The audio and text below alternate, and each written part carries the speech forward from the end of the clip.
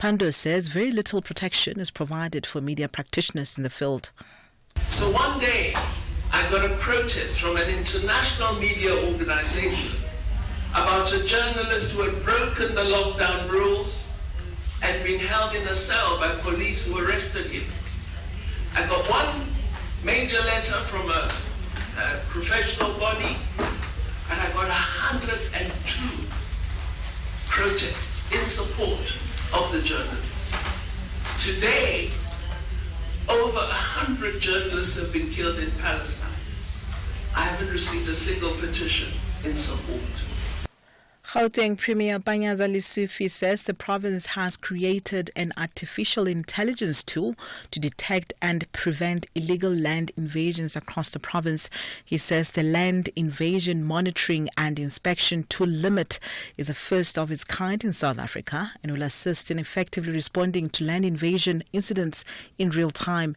Lesufi says Gauteng is grappling with the increasing problem of illegal land invasions, which is exacerbating the housing backlog. We asked the team to develop an electronic system that will assist us to monitor land invasion in our province. We are proud that we finalized this tool. We now have the Land Invasion Monitoring and Inspection Tool, which is a tool that can determine a land invasion immediately and alert our office and our law enforcement agencies so that we can stop land invasion. Lastly, Spanish Prime Minister has promised to use all means available to help victims of flash flooding near Valencia, which has killed more than 60 people. Dozens of people remain unaccounted for. Pedro Sanchez says those who have suffered will not be abandoned and their communities would be rebuilt.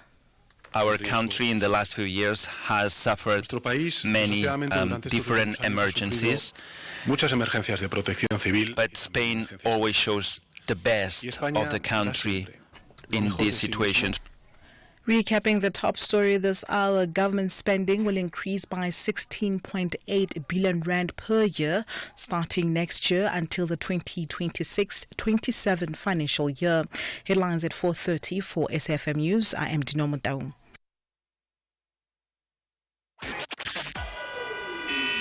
SAFM, guiding you through the rush hour traffic.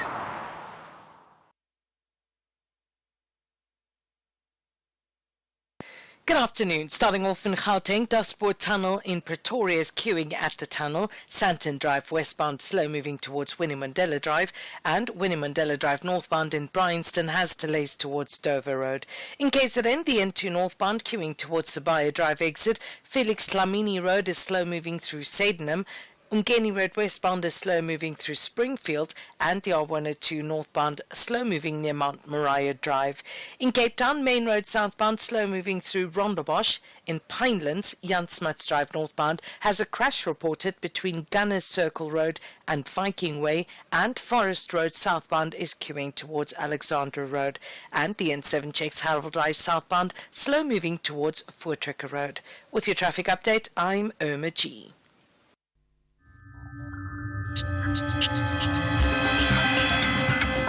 The National Pulse with Ashraf Garda on SAFM.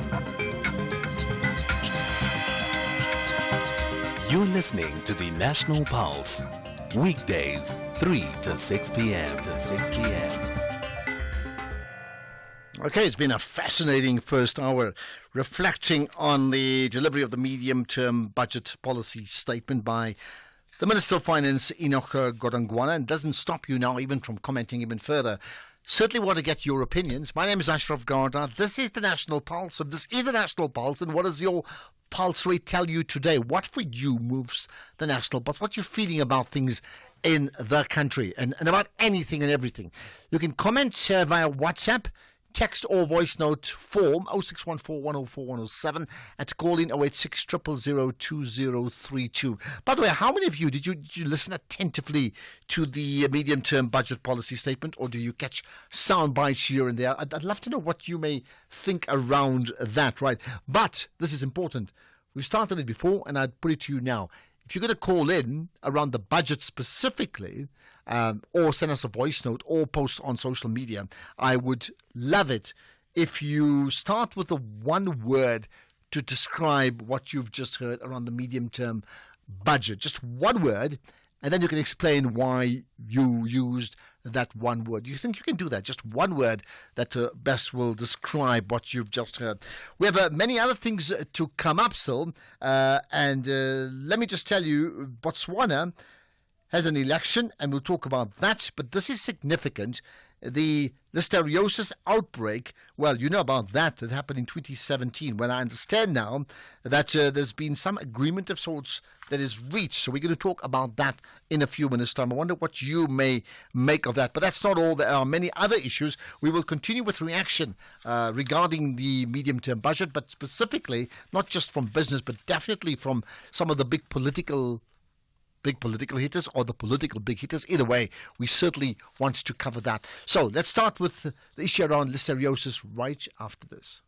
If you think you cannot afford a lawyer, think again. Clientele Legal has made professional legal services affordable for you. Whether it's a civil, criminal, or labor-related matter, we have a nationwide panel of attorneys standing by to assist you. SMS SAFM to 32195. That's SAFM to 32195 and we'll call you back. Clientele General is a licensed non-life insurer and an authorized FSP. Standard rates and terms and conditions apply. Bahlabani Bantwa want to fight like real warriors to secure a semi-final spot. But Stellies believe they have a top-class plan to march to the last four. This is the quarterfinal of the Carling Knockout. Fagugesi. Catch the unmatched passion and drama of Ipola Lasemzansi.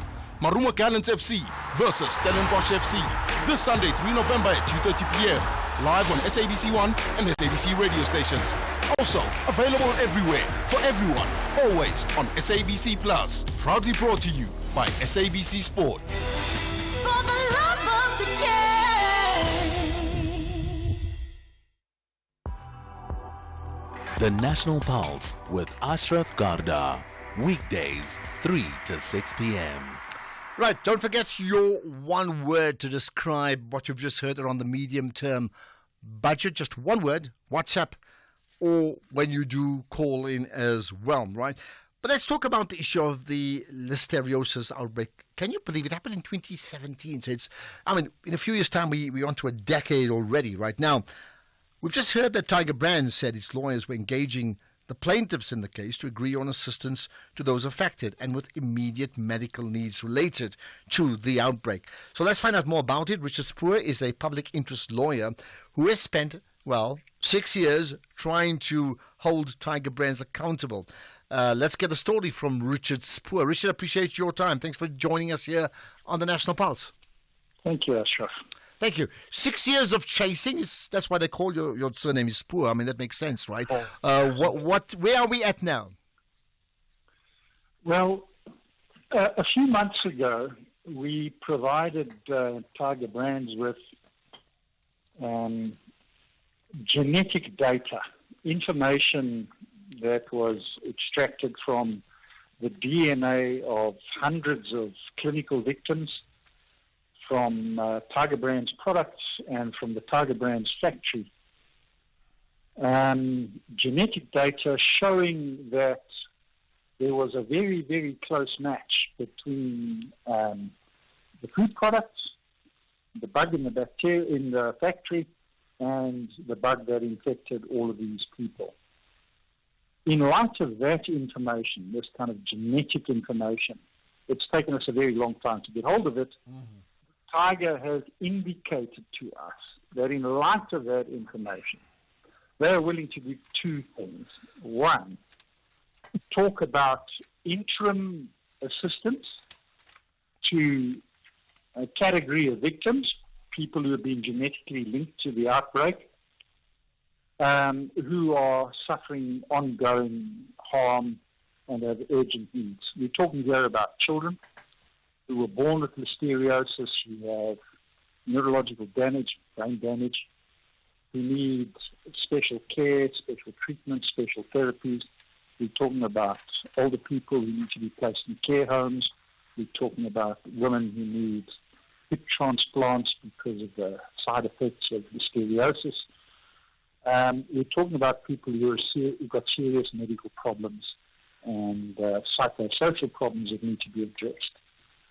And Tiger has indicated that it's willing to make some kind of interim payment towards addressing those people's needs.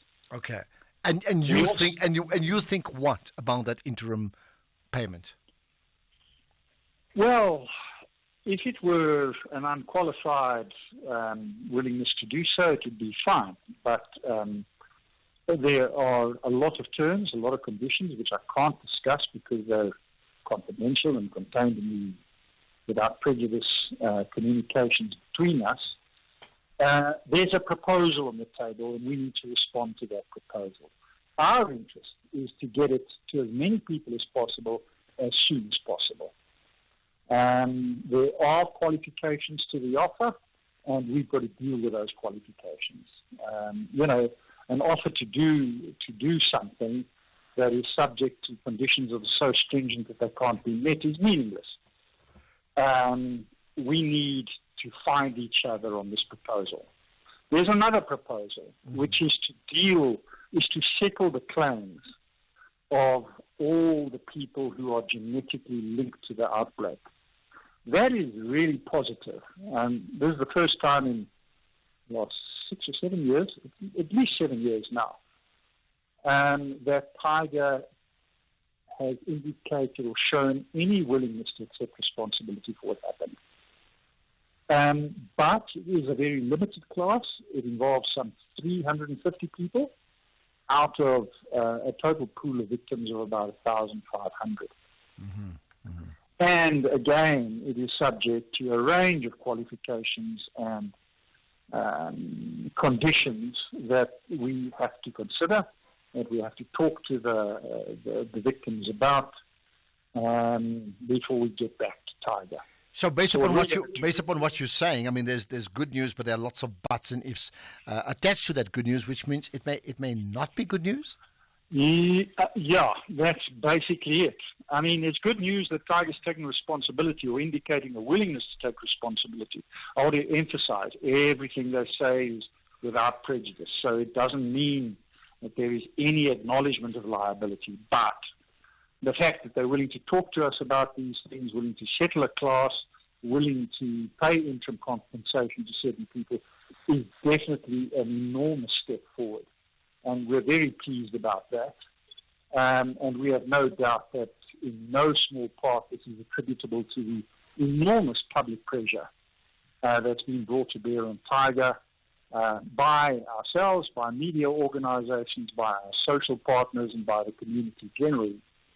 And we're very grateful. Our work, your work, the community's work, our social partners' work, in particular the Catholic Church, is yielding fruit. We're making progress. We're getting somewhere after 6 or 7 years of stasis. Interesting. I was going to ask you, why do you think there's been a change of mind from Tiger Brands? And I suppose you've suggested now enormous pressure. Is it a case of enormous pressure or that genetic link that you spoke about earlier, or is there something else? Combinations of above that at some stage just sort of weigh on you and you realize, you know what, we can't get out of this?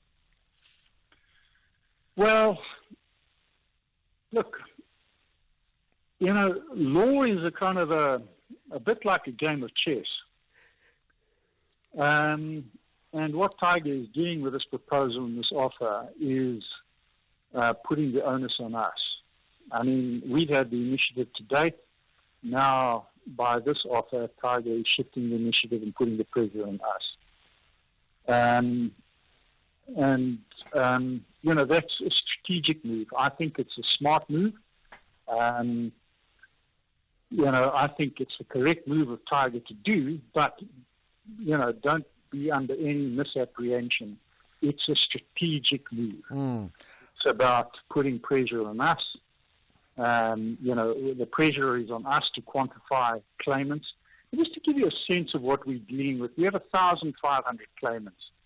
Some of them very, very seriously injured, some less so. But all of these claims have to be quantified, and that requires medico-legal reports and the like. if you kind of assume, say, 50,000 rand on average per claimant, multiply that by 1,500 people, that's the kind of resource that we have to find and commit to get this done. What Tiger is doing now is saying to us, look, we're getting it to you. Find the money, come up with a quantification, do the job. It's progress. It's important. We're happy. We're excited. We're really pleased. But, from my perspective, it's also, a difficult thing to manage. We have to, they're saying to us, well, quantify your claims. Okay, quantify your claims. How? Well, find 50,000 times 1,500. Which is about, I don't know. So, in conclusion, you said they've been very strategic and in fact, candidly, so and admirably so from your side. But you do have to respond, right? And you did say it's chess. So, what's the next move? Do you pull out the pawn? Do you get the bishop? Do you get the what's it? The rook or the knight? What's the next? What's the next move? I think the most important thing is the litigation continues. So it's good to negotiate, it's good to engage, it's good to deal with other people, it's good to look for solutions. But it's not a good reason to stop litigating.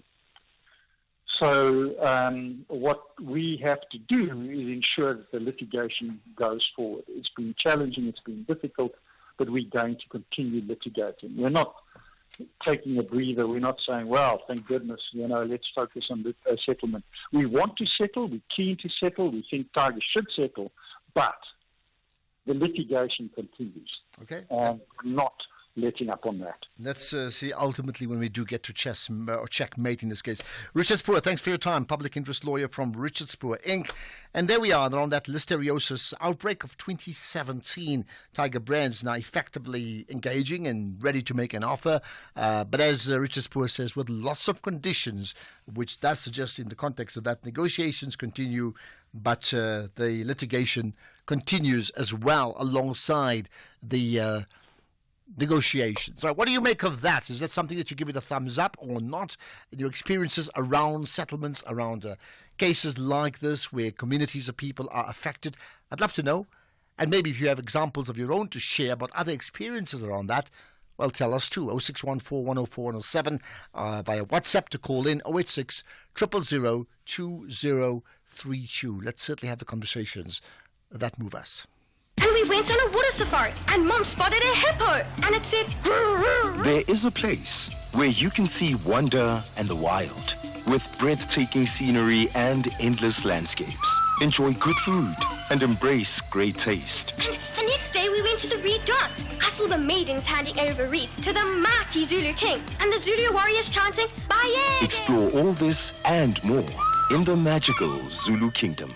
This message is brought to you by KZN Tourism and Film Authority. Channel 8 decluttered, recharged and flourishing you on Afternoon Express, Tuesday at 6 p.m. on S3. As coach, Lucia Drummond offers practical steps to a less is more lifestyle. HR specialist Utat Omabelane shares key skills to revitalize your career. Plus, Overnight Oats is the perfect after-gym recharger. That's Afternoon Express, this Tuesday at 6 p.m. only on S3. Repeat Sundays at 8:30 a.m.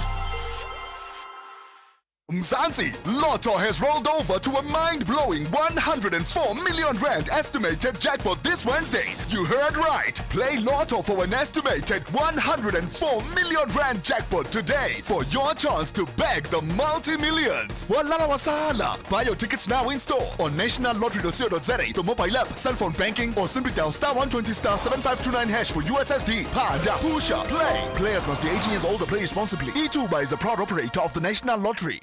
Southern African Queens are back on the battlefield. 14 teams will tackle each other in the search of the ultimate glory. This is the Hollywoodbets COSAFA Women's Championship 2024. Witness the great contest by regional football queens from 22 October to 2 November 2024. Live on SABC Sport on DTT Channel 4. Also available everywhere for everyone, always on SABC Plus and SABCSport.com. For the love of the game. Our role must be to seek to build a better world. SAFM invites you to our annual public lecture, delivered by former Minister Dr. Naledi Pandor. The theme for the lecture is 30 Years of South African Freedom.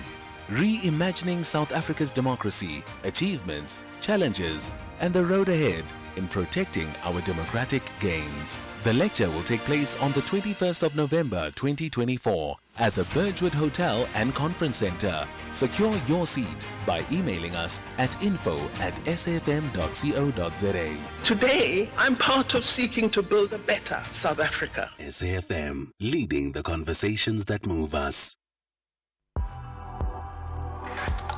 The National Pulse with Ashraf Garda. Right, let's move on to what we call the Global Watch, right? Voting is underway in Botswana to determine the composition of the 13th Parliament as well as local councils across that nation.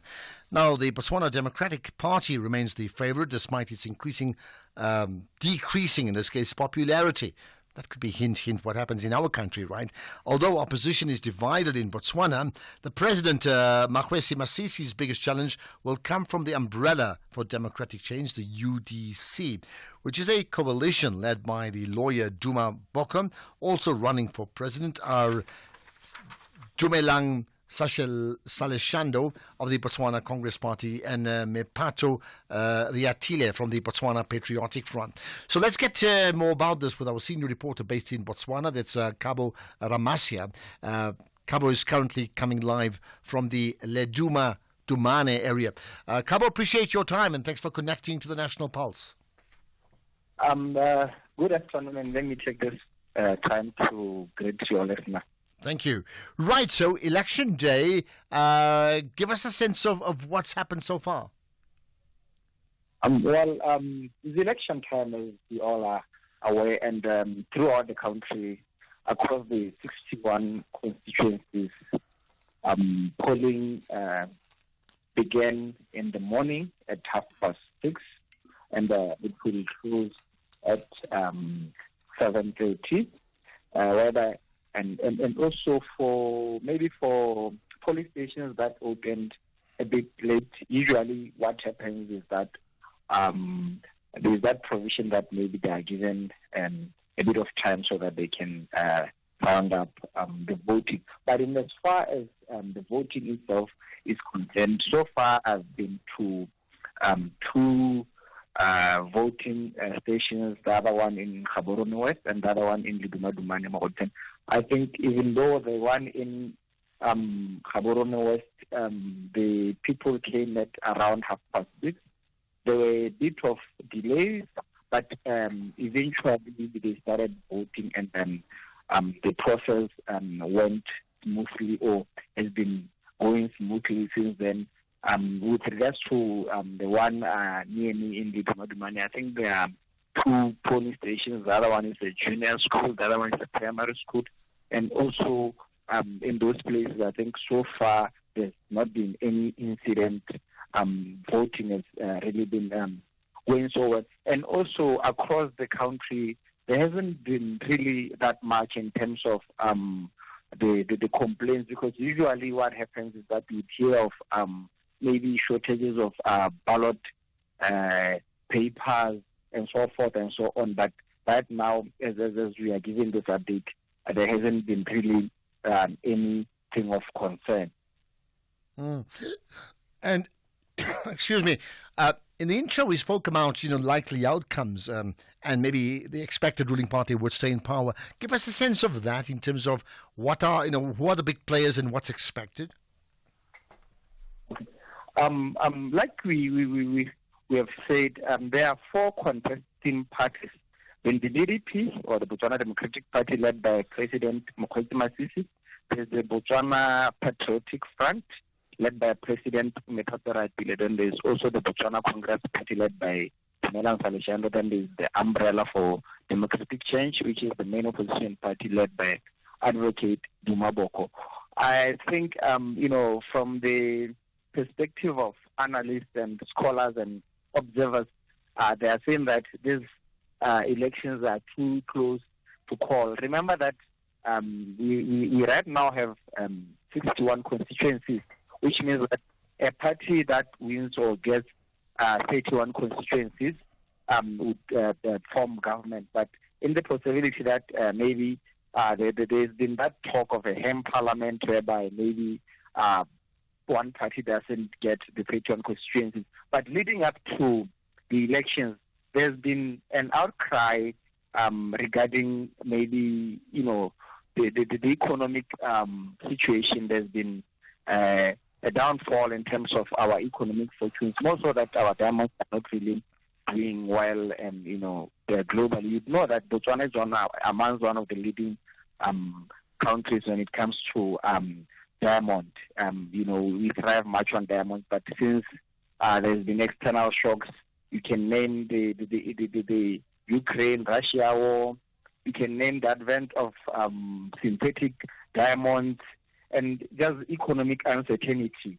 I think our economy has not really been doing well, and our GDP has not been growing to desired level. So that has been the main concern heading into these elections, and also the issue of unemployment. Botswana has got the largest number of young people which should remain unemployed. There's also that issue of poverty, widespread poverty, issues of income inequality, and just generally the declining public health and public education systems, which have really been deteriorating ever since COVID-19. So those are the challenges that the ruling BDP party grapples with as they headed into this election.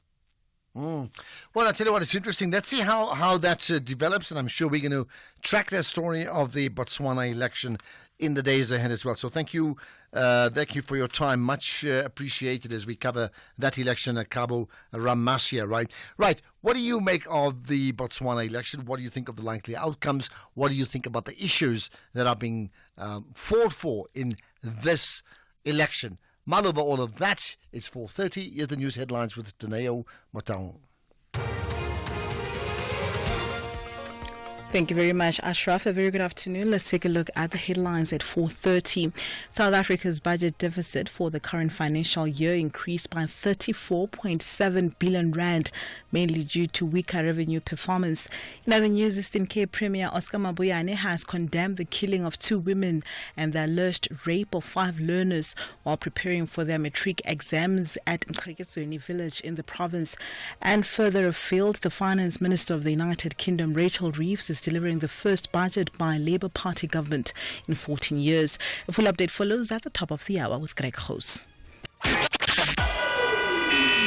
SAFM, guiding you through the rush hour traffic. Good afternoon. Starting off in Gauteng, the N12 eastbound in Germiston has a crash reported before Jet Park Road exit.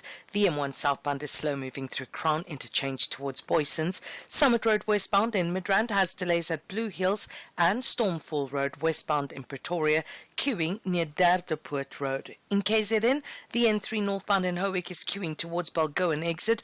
On the N11, there's roadworks with traffic restrictions north of Ladysmith, and the N3 in Van Riemen's Pass has roadworks with traffic restrictions between Pyramids Hotel and the Biltong Shop. In Cape Town, Bakencroft Street outbound is slow moving towards the elevated freeway. Kendall Road in Bergfleet is closed between Myburg Street and Main Road, so you're asked to expect delays and diversions. And Komiki Road northbound slow moving at Masipumalele. With your traffic update, I'm Irma G. This is SAFM Sports with Tuming Khapele. Let's talk about the special one. The special one, Kagiso Rabada. Well, he's leapfrogged Jasprit Bumrah to the top of the ICC men's test bowling rankings.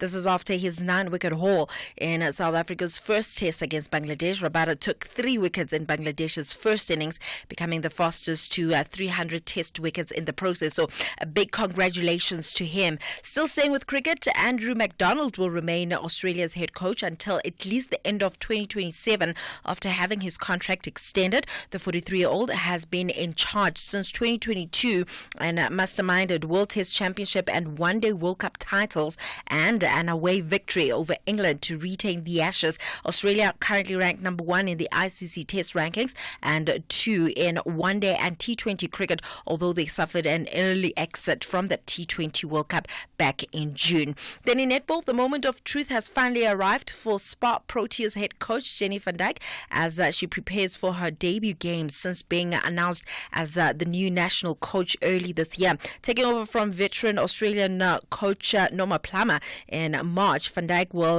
lead the Proteas in a test series against Malawi at the Ellis Park Arena in Johannesburg. And the first match of the Spar Challenge is set for Thursday at 6 p.m, followed by the second encounter on Saturday at 5 p.m, and that final test on Sunday at 3 p.m. And she says she is looking forward to it. In football, Kaizer Chiefs head coach Nasruddin Nabi insists that his team needs to learn how to control games as he looks to bounce back against Magesi at the Peter Mokaba Stadium tonight. Nabi has now lost back-to-back games in the Betway Premiership, and they 1 point outside the top 8 in 9th position with 2 games in hand. Talking about Magesi, they're becoming a tough team to beat and have now kept 3 consecutive clean sheets in the league to open up a 4-point gap to the danger zone in 13th position. And Nabi has also in the same breath apologized to fans for suffering their second loss of the season in only 4 matches, and he's also made a plea to the fans to rally behind the team. D'abord, je les remercie pour être présents et je leur demande vraiment de continuer de pousser et supporter l'équipe. C'est vrai, aujourd'hui... The message for the fans is we want to tell them that we need their support. We need their support through those difficult moments, because if they are really Kaizer Chiefs fans, then they need to be fans in good moments and bad moments. But what we promise them is nobody is gonna relax or sleep until this team gets where it deserves to be. The players, they know that they didn't deliver what the fans were expecting. But in 3 days, there is another game. We need the fans not to criticize the players, not to put them down. We need them to encourage them, because this is a league. It's like a marathon.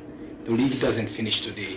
Today was the 6th game, which means 24 games left, and that's a lot of points to play for. And Wednesday, it's a very important game.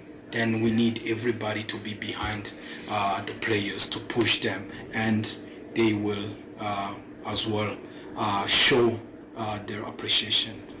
Well, there's also other fixtures to look forward to today. Golden Arrows playing host to SuperSport United. Polokwane City are away to Royal AM, and Mamelodi Sundowns are taking on Cape Town City. Elsewhere, Manchester United interim manager Ruud van Nistelrooy says that the team can be unstoppable, but it will take some time and hard work. The former United and Netherlands striker will take charge for the first time when Leicester City visit Old Trafford in the Carabao Cup last 16 tonight, and he was placed in temporary charge after Erik ten Hag's sacking on Monday, with United 14th in the Premier League. United have made an approach to sporting manager Ruben Amorim, although he has said that he has not made a decision on his future as yet, and the sound is courtesy of Sky Sports.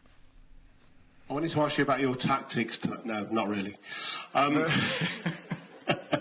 I've heard the words Manchester United mentioned quite a few times this press conference. Could you sum up where we are with the Manchester United move? We have to wait a little bit more to explain everything I need to explain, and then it will be very clear. But the club, obviously, they have to, if an approach is made for their head coach, because of the rules, have said that approach has been made and the compensation fee has been agreed. So it's now your decision, I guess. Yes, that's what I said. It's my decision. I will tell everything. So we have to wait. That's it. How long? I don't know. Will you be in the dugout at Old Trafford on Sunday? I will be here. Definitely. I don't know. Thank you.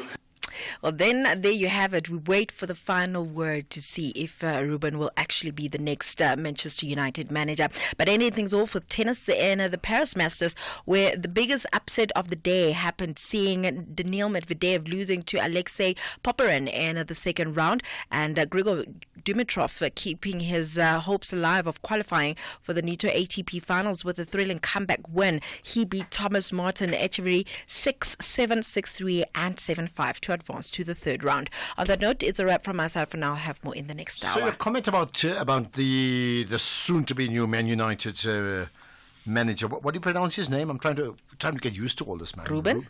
And the surname? Ruben, let me quickly get it. Amorim. We need to get used to all this. So you think right? I'm saying it's a done deal. You think it's a done deal? Yeah. What I mean by done deal is there are technicalities that need to be signed, but there's no way this is not happening. This is not an approach where, let's talk about it and see how we go. This is done. Okay, let's wait from Manchester United for them to let us know. And quite interesting that he actually played in Portugal with Cristiano Ronaldo back in the days. He's 1 year older than Ronaldo. Can you imagine he signs Ronaldo again now? Nah, I don't see him coming back. After they sold him, he's probably still better than any other striker. Ronaldo did say he's going to retire at Sporting. So I don't see him coming back to Manchester United. Well, that's why he's going to come to Old Trafford and then go to Sporting. That would be a sporting move, I would think, isn't it? Right, more sport in an hour. Hey yo, what's the go? I'm out here with the Quellas. Now peep this, check out Back to the City performance on SABC 1 in Mzansi for sure. Yeah! For sure, Back to the City level. Yeah! For all the hip-hop heads, check out the Back to the City special, Saturday 9 November at 8 p.m. only on SABC 1.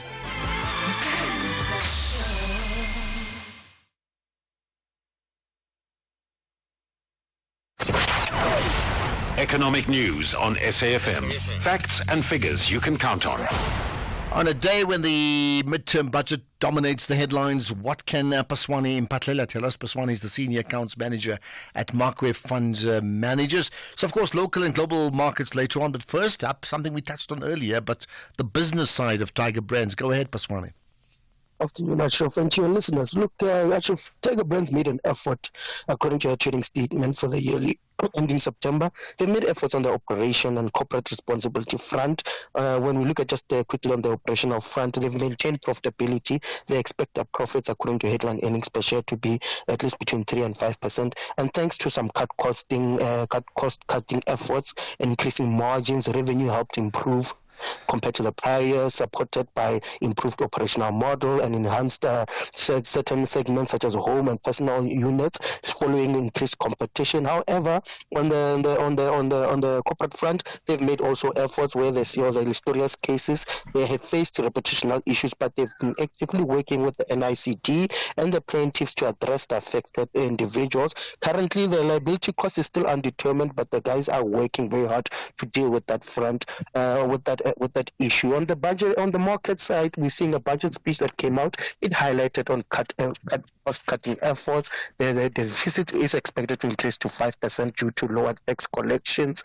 But overall, they still focus on infrastructure and economic growth, inefficiencies around governances. This is just showing the strong intentions to deal with these challenges that have been underlooked, such as corruption and infrastructure. And this is a critical test for them, because now it's about implementation of the vision, and the market has taken it in that way, because there was a neutral stance, rather bearish to some degree, because they focused on the global issues such as the U.S. earnings season local in the U.S. and Europe, as they saw some tech developments showing some improved in sentiment. However, the optimistic energy around those earnings were kept because the U.S. GDP for quarter 3 was lower than expected, trading at 2.8% compared to the 3%. Meanwhile, the job creation front, they saw increasing job creation, which spooked investors because no cuts would be increased further probability going into year end. Eurozone GDP has shown some optimistic results. They're up 0.4 in quarter 3, the strongest in 2 years, supported by the Spanish and the French economy.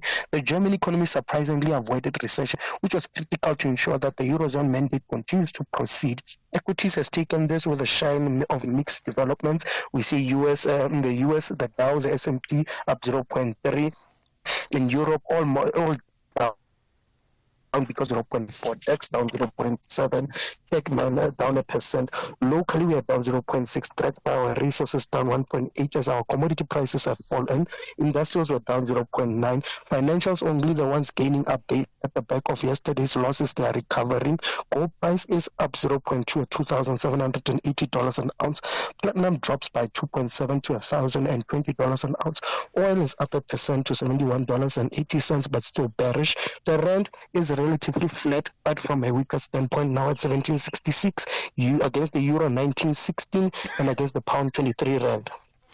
All right, and that's it from you, Paswani. Thanks for your time, Paswani and Patlele. We'll have a chat again this time tomorrow. Right, let's get to your thoughts on some of the biggest issues in the country. Let's have the conversations that move us, and picking up on that. Part of that is what for you moves the national pulse. Call us on 086 000 2032. Yeah, give us a call. You certainly can do that. You can also post on social media. Tell us where you are. Post a picture of your dial locked onto SFM like right now. I saw some white jacarandas, by the way, in Pretoria. Not the lilac-ish ones. White. If you've got pictures of those, just send them along. And wherever else you may be in the country in this changing times as we move from, spring to summer, there's something really special here. There was a conversation about grey listing earlier on, remember? Irshad, I just want to say, I hope you got that. It's Irshad over here. I just want to ask, what is this grey listing? I'm sitting in traffic right now and I'm sending a voice note, and I know it's not the best thing to do, but I can't Google. So tell us what grey listing is. From my understanding, it's probably some kind of list where we are in deficiency of some sort. I'd love to know what those deficiencies are, financial deficiencies. Is it infrastructure? Is it the fact that we haven't towed the line to the west? What is this grey listing that you all are talking about all the time? Thank you so much. Okay, thank you. Jimmy, of course, is long gone, right? But, I mean, by and large, a grey listing would be where a country is well, maybe it's the one step before blacklisting. Think about that. So basically, it's an unfavorable economic investment climate of a country based upon a whole series of different things that causes then these investment scenario planners to effectively warn others about a country and therefore grey list you, which makes it more difficult for you to attract investment, more difficult for you as a country to invest elsewhere, and when you get investment or you get high level global funding, it's more expensive in the same way that bad credit record makes it more expensive to borrow money. That's just one aspect, perhaps the most significant aspect of the grey listing. There's more issue of the GDP. Ashraf, good afternoon. This is Floris from the Western Cape. Ashraf, yes, I'm a layman when it comes to budget speeches and all those economic number crunching stuff. What I do know is that why is the GDP or the economic growth being downsized from 1.8 to 1.3? How does the minister come to that percentage? How does he know that there's not going to be much growth? So then it means that they can control it if they more or less know that it would be much lower than they have anticipated. So only that is a concern to me. Can someone explain? Have a good show. Bye-bye. All right, Jimmy's not here, and certainly I think listen to Jimmy's show tonight if you can as this layman, but I mean, by and large, why they would downgrade the forecast is based upon certain calculations that reflects the economy. So, for example, whereas you'd love South Africa to have a GDP growth rate of 3% or 4%, that would be fantastic. We've had deficit minuses, like sometimes minus quarter or 1%, because of a shrinking economy, which actually means that the economy is not growing, that the needs of the people is greater than the what the economy can give them, and that causes reduced GDP. And the flip side occurs when GDP growth, which is fueled really by a growing economy, more business interactions than the needs of the people, then you find that the economy grows, and our country desperately needs a growing economy. And the opposite of that is what? Early retirement. Good afternoon, Ashra. This is Mofokeng from Bloemfontein. Ashra, the minister can talk about early retirement. This is one story that we can debate about it for some very long time. So if they are serious about early retirement, they must start to clean their house first. Because their house is full of old age. So if they are serious about opening the space for youth, so they must start in the ANC first. And go to another party, so forth. Thank you so much. Have a great day. Thank you. Okay, there we are. That's a comment on early retirement. There's more. I'd certainly welcome your calls. We'll get further political reaction, I can tell you just now. An issue of jobs came up. Good afternoon, Ashraf. Ashraf, the budget is quite all right. Ashraf, the South African economy is creating a lot of jobs. But those jobs, they don't go to South Africans who are green bar-coded ID holders. The question we should be asking is, how can the Labour Department transfer those jobs into the hands of South Africans? There are jobs out there. Have a look at what is happening there along R21. How many warehouses in the construction industries? Lot of job creation there, but they are not in the hands of South Africans. How do we transfer these jobs into the hands of South Africans? That is my taking. Norman from Brixton. Well, it's certainly not going to be that easy. How do they transfer it? Perhaps the better way is just grow the economy bigger, so you don't actually transfer, you actually get more jobs for more people living in the country, isn't it? Right, now here's another comment about kings and queens. Hi, Ashraf and the SAFM listener. Ashraf, I've got a problem about this, kings and the queens of into this country, whereby they're absorbing everything. They just win the lotto without playing it. I mean, they've got life tenders, BEE for life. Whatever the government is spoiling them with a hell of a money, they doing nothing without any accountability. Then anything which is coming, any development which is coming to that, area, they need something from that people who are going to develop. Everything is just about them, but the people in the surrounding area, they've got nothing. They just enjoying their life. Whoever say from the start that, you are the king. Mpahlele here at the Kuruleni. Well, I tell you what, that is a very, very complex issue for some people. For some people, they would swear allegiance to the king or their queen of their country or their tribe, no matter what. For many other people, absolutely no. Some feel that, who are we to give them the type of privileged life that goes with being, a king or queen? And others will feel, well, they have an important role to play. It's part of, your heritage. So it's not for me to comment. But certainly, some people love it. Others feel not. Certainly that person in Australia who went to King Charles saying, "You're not my king." Well, she certainly wanted to make a point very, very strongly, right? Okay, I can tell you now we'll have reaction from multiple political voices coming up after 5 o'clock. Reaction on the midterm budget. So looking forward to those conversations and some really good sound that I think you will enjoy listening to in terms of what people think, okay? But the show must go on and other issues as well. And let's talk about something quite fascinating that I want to pick up on right after this around Eskom. After this. Andile, the CEO of a multinational corporation, is driving home with his daughter. Dad, why is the tooth fairy so stingy? Stingy? Well, she makes sure everyone gets something. Does everyone at your company get something? Yes, they're covered by Old Mutual Corporate's employee benefits. Even Abdul? Of course, he gets retirement benefits. And Sisampo on that big machine. She gets group risk cover if that big machine hurts her. Wow, that's amazing, Dad. Visit oldmutual.co.za/employee benefits and go from questions to solutions for your employees with Old Mutual Corporate. Old Mutual Life Assurance Company SA Limited is a licensed FSP and life insurer. T's and C's apply. Awesome Friday! VS Gaming Weekly is back on your screen, bigger and better with more exhilaration.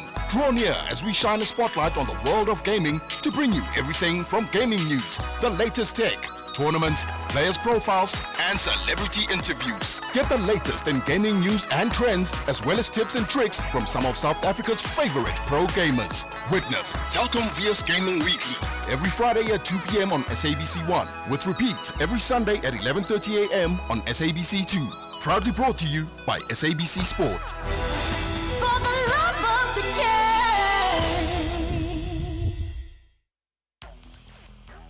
Conversations that you connect with and react to. SAFM.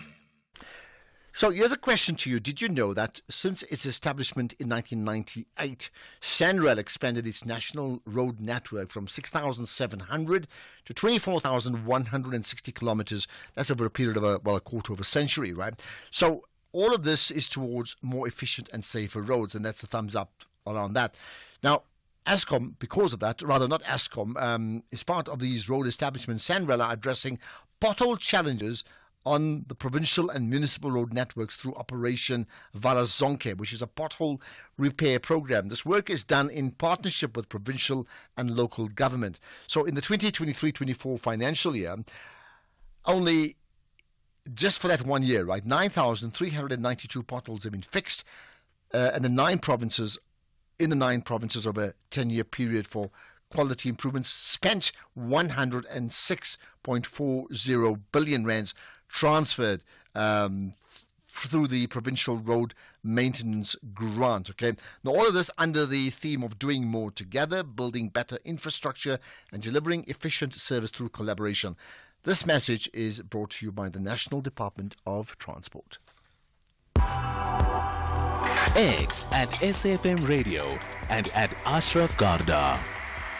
One of the big issues regarding the midterm budget has got to be the issues of local government or municipalities, right? The Finance Minister, Enoch Godongwana, spoke about several initiatives that are underway to resolve local government failings systemically. And there are many, many examples of those, aren't there? So we know that they face serious challenges around aspects of governance, planning, and financial management, right? According to Godongwana, the Eskom Municipal Debt Relief Program is amongst those initiatives. So let's talk about that with Mielane Holeni, who's the Group Chief Advisor at Intiyiso Consulting Group. Mielane, I appreciate your time. Thanks for connecting to the National Pulse. Thank you, and good afternoon, Ashraf, and good afternoon to the listeners. Okay, this sounds very interesting, the Eskom Municipal Debt Relief Program. What is that about? The debt relief by Eskom is for municipalities that have for a number of years been owing Eskom billions, precisely about 80 billion in total across all the municipalities. And those municipalities, unfortunately, are not able to service that debt because they are not able to collect revenue, whether it's through illegal connections in their own area or it's electricity losses, which would be as a result of the technical as well as non-technical losses. So those are some of the municipalities that are going to be beneficiaries, and it's in a way to help municipalities to reduce their debt burden as well as to support Eskom to be able to supply electricity across to the municipalities. Okay. What's then? It's interesting that Eskom is doing so in terms of the debt relief, right? Because you think that Eskom has so many problems themselves, but they're providing a type of relief to other municipalities in general. Well, I think the equation as you would have it is that Eskom is the generator of electricity. In some cases, Eskom as well plays the role of distribution, which should be the preserve of municipalities according to the Electricity Act. So in those areas where Eskom is also a role player, such as Sentin, and a good example as well in Soweto. In Sentin, there is 100% collection from an Eskom point of view, and there's also City Power that should also be playing a role. But in Soweto, where there's no collections, it means that they have a debtors book there. But more broadly, the debtors book comes as a result of the likes of municipalities and electricity utilities not being able to service that particular debt. So Eskom being a distributor, in some ways, takes away from the revenue that municipalities should be enjoying so that they can support their fiscus and be able to pay back into what the consumers would be buying and so on, as well as to fix their own infrastructure. So there has been a breakdown over the years in terms of how Eskom should be collaborating with municipalities, and likewise municipalities collaborating with Eskom. How do you think this will make a difference? Because, I mean, again, going back to the introduction, we've had so many failings at local government. I mean, would this be a game changer? It's a relief, as the scheme suggests. What we are looking forward to is to understand that municipalities are businesses within the public sector, and they ought to be run as such. And thus, it means that, municipalities as well would need to strengthen their abilities to manage their revenue value chains. And with a total understanding that a revenue value chain requires an operating model that is going to be able to support the collection of revenue, because it's not just about buying electricity from Eskom and supplying it to residents, but there are also other processes that must be put in place to ensure that the reading of meters, where it's postpaid meters, is accurate, and that prepaid meters are not breached, and that there are no illegal connections, to the point where the electricity is billed accurately and can be collected, and the enforcement thereof through credit control mechanisms. So those aspects within municipalities are the ones that need to be strengthened to drive the payment rate from consumers.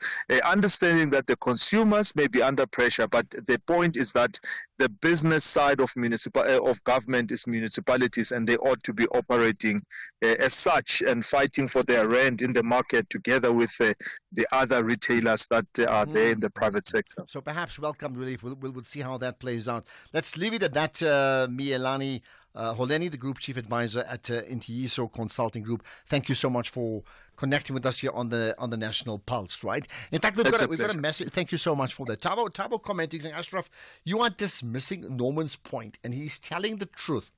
What's the point of creating more jobs when employers prefer non-South Africans? You, as in me, you are part of the problem by dismissing this issue. Norman, Tabo, you got it completely wrong, in fact. The point is, first of all, let's look at statistics. You're saying employers prefer non-South Africans. Have you got stats to prove that? I can tell you now, the majority of people employed in this country have got to be South Africans. They are, right? All I'm saying is that if you grow the pie, you are in a situation where documented foreigners who are in this country legally can work here, but then more people who are local nationals who are unemployed will be able to get jobs.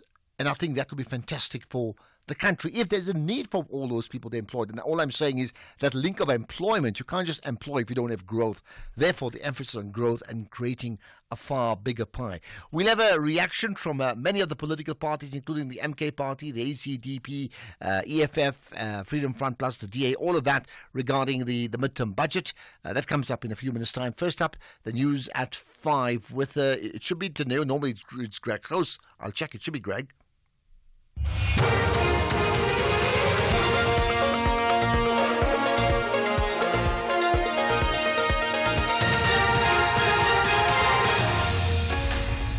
Thank you indeed, Ashraf. In this news update, an increase in the budget deficit and more murder charges added against police officer. Good day to you. The budget deficit for the current financial year increased by 34.7 billion rand, mainly due to weaker revenue performance. National Treasury notes that its fiscal strategy remains on course, as the consolidated budget deficit is expected to narrow from 5% of GDP in 2024-25 to 4.3% of GDP in 2025-26. The Finance Minister, Idon Godongwana, delivered the midterm budget in Cape Town. Over the medium term, the main budget deficit will decline from 4.7% of GDP in 2024-25 to 3.4% in 27-28, with the primary budget surplus rising to 1.8% of GDP. The primary surplus will be sufficient for debt to stabilize at 75.5% in 25-26. Debt will then decline over the rest of this decade. The key impact of this is the debt service cost will also stabilize and begin to decline over the next few years. SARS Commissioner Edward Kieswetter says revenue collection from the two-pot system could not close the revenue shortfall. A tax revenue shortfall of more than 20 billion rand has been estimated for the 2024-25 financial year, with total tax revenue collections now expected to be 1.84 trillion rand in the current financial year. The Commissioner elaborates. The shortfall in revenue that is penciled in today is 22 billion. Whereas the two-pot that has been penciled in is a lot lower than that. Year to date, the two-pot withdrawals in total is about just over 29 billion withdrawn, against which just over 7.2 billion will be withheld as tax. The replacement from the two-pot at this stage we do not project will make up for the shortfall. The Eastern Cape Premier Oscar Mabuyane has condemned the killing of 2 women and the alleged rape of 5 learners while preparing for their matric exams at Mqhekezweni village. Provincial government spokesperson Kusalwa Ranki. As a provincial government, we have immediately deployed multidisciplinary teams to be in the area to support both the Mtikaga family as well as those specific learners, including the greater schooling communities. The learners are receiving support, psychosocial support through our social workers, and they have also been taken through to health facilities for proper checkup. Meanwhile, a member of the school governing body that the grade 12 learners attend, Sizwenye Manbana, says this is a common crime in the area. Students staying here are being raped and robbed, so they're forced to flee. Sure, they can't be able to write today because they're shocked. And even those who are not raped, I don't think it will be very good for them to write exams in this situation. 3 more murder charges have been added to the charge sheet against a Limpopo police officer accused of killing people for insurance purposes. This brings the number of murder charges to 9. The accused, Rachel Kutumela, took out life insurance policies for people in her village and made insurance claims after killing them. Police say she's claimed more than 10 million rand. Her 2 co-accused, her daughter and aunt, have allegedly also benefited. Prosecutor Advocate Gaukelo Lekwane presented his case in the Polokwane Magistrates Court. As the court pleases, you should count 1 that is as follows. The accused are guilty of the crime of murder in that upon or about 21 October 2019 at Tonya Pacific 5 Dam, Westernburg in the district of Capricorn, the accused did unlawfully and intentionally cause the death of Nokosit Nimonja, an adult male person. The state further aver that the murder was planned or premeditated. The UK Finance Minister Rachel Reeves is delivering the first budget of the Labour Party government in 14 years. The UK's first ever female Chancellor of the Exchequer has presented spending cuts and tax rises amounting to $50 billion. The top story, the budget deficit for the current financial year increased by 34.7 billion rand. That's SAFM News. I'm Greg Khus. SAFM, guiding you through the rush hour traffic. Good afternoon. Starting off in Gauteng, Sandton Drive westbound is slow moving towards Winnie Mandela Drive. The N1 northbound in Midrand is slow moving towards Samrand Road, and Stormful Road westbound in Pretoria, queuing near Derdeport Road.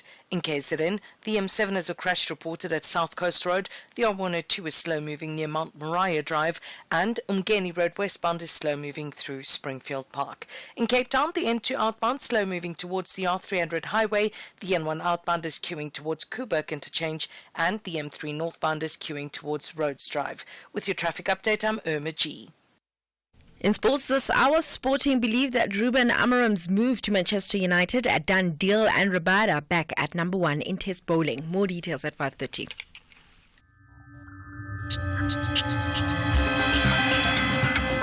The National Pulse with Ashraf Garda on SAFM.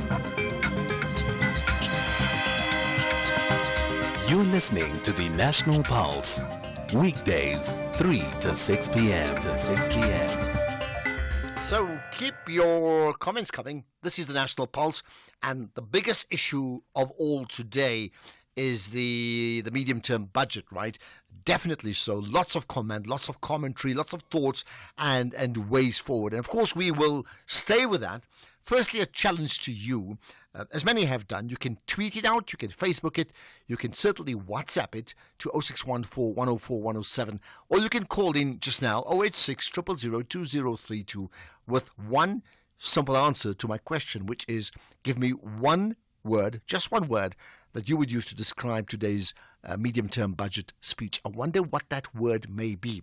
Now, in the meantime, let's get to some of the political parties. So we're going to do what I'd call a whip around, speak to you about 5 or 6 political parties in a very, very short space of time to get very quick soundbite-based reaction from all of them, right? Starting with the MK party, and we'll do that right after this.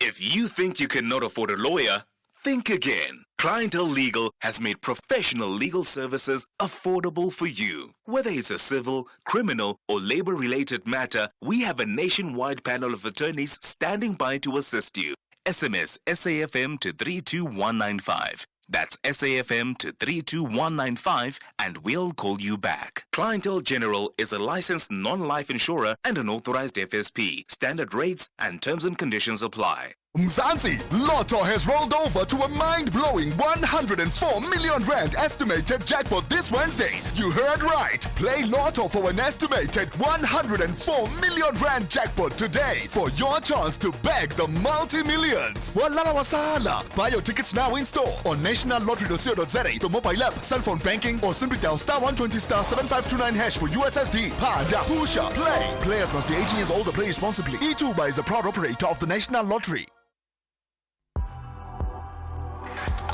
The National Pulse with Ashraf Garda.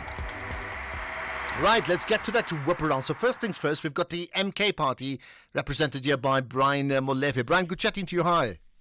Hi. Very good. So here's the thing I'm going to ask all of you. One word, just give me one word to describe today's midterm budget speech. Well, it was a total disaster, in my opinion. So your one word is disaster, and why? Disaster, yeah. There was no reference at all to the National Development Plan, which is supposed to be our main plan as a country to get out of unemployment, poverty, and inequality. So the National Development Plan were not mentioned at all. Truth of the matter is that they have not been met. I mean, the National Development Plan said we will have unemployment at 6% by 2030. So we are now at 32%. It is worse than when the development plan was established in 2010. And then in the medium-term budget policy statement, there is an acknowledgement that Treasury has not finalized, or government has not finalized its medium-term development plan. So question was, what will we do there if there is no medium-term development plan? And that's a big thing. So, just very quickly, moving forward, what then do you think may come out of the budget speech next year?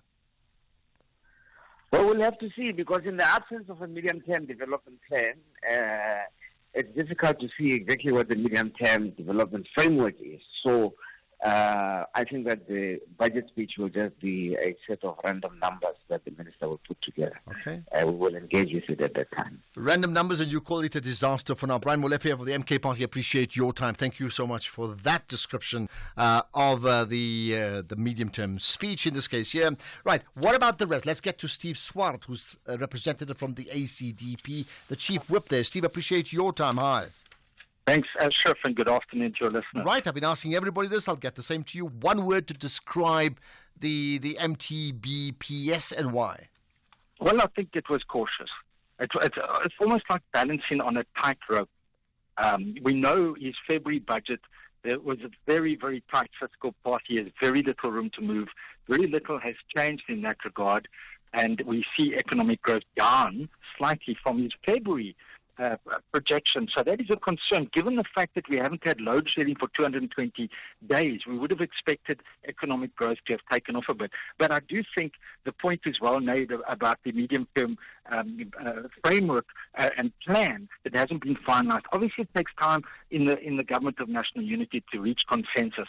So we are we are upbeat about the medium-term budget statement. We think whilst a lot more could have been said, the focus on infrastructure development has been something we've been focusing on for a long time, as opposed to loaning for consumer expenditure. And, of course, to reduce the public sector wage bill. That's 11 billion rand to try and reduce the numbers. But, of course, the caution there is, are we going to lose experienced middle management there? There's a caution there for us. But I do think that it was a very cautious. It's been relatively well received by the markets, and I think it's prudent in to have a look at it as it's going to develop. But given the fact that I've said in many, many previous budgets, I've been around a long time, that the minister doesn't have the political support. Here I think he will have the political support with the new ministers that are looking at new initiatives to bring in quicker economic growth. We need up to 3% economic growth to deal with unemployment, to deal with the massive elephant in the room, which is the public debt levels, which is massive. But we've got a primary budget surplus, which is noteworthy, which is very important, but that excludes government debt, which is the quickest and biggest growing item. And so we've got to stabilize government debt. That's why I say it's a cautious medium-term budget, allowing things to unfold at this very early stage of the government of national unity. Now, you will know that we're not part of that, but we do want them to succeed. We are constructive, centrist opposition, and we say that this was cautious, and we trust that it will be well received by investors and the market. Okay, cautious tightrope is what you say, but more could be done, more should have happened. Steve Swart, appreciate your time from the ACDP. We move around. Let's get the thoughts of Wendy Alexander, who's the DA MP. Wendy, appreciate your time. You're on the National Pulse. Thank you very much. The word you're looking for from my side is refreshing. And just to build on some of the comments that have been made by previous members, is that the country definitely needs to find a way to get out of our debt. Our debt service cost is almost 1/5 of what government spends. So making those active moves to get out of that. What we'd like to see more of is a debt fiscal anchor, so limits on government spending, so that we can move our GDP to debt ratio into a more comfortable level aligned with developing countries around the globe. But the other exciting things for me were things like we didn't see any bailouts of SOEs. We saw no new taxes, the scrapping of e-tolls, or the e-tolls will be settled out of the national fiscus. So that's good news for especially the residents in the Gauteng area. But also just the emphasis on structural reforms and bringing private sector a little bit closer to government as a partner, because if we really want to kickstart this economy in South Africa, we are going to need to invest heavily in infrastructure, and government can't do that alone. So those kinds of things were refreshing, and also I can just kind of get the sense of the GNU spirit in this, and as the Democratic Alliance, we're thrilled to see a lot of what we have stood for about economic growth, job creation, and just that sensible spending, moving away from procurement more into an investment kind of space. So we pleasantly, think that the South Africa's future is on a turn here. And just very quick answer, do you think that this refreshing midterm budget speech is a reflection of the GNU?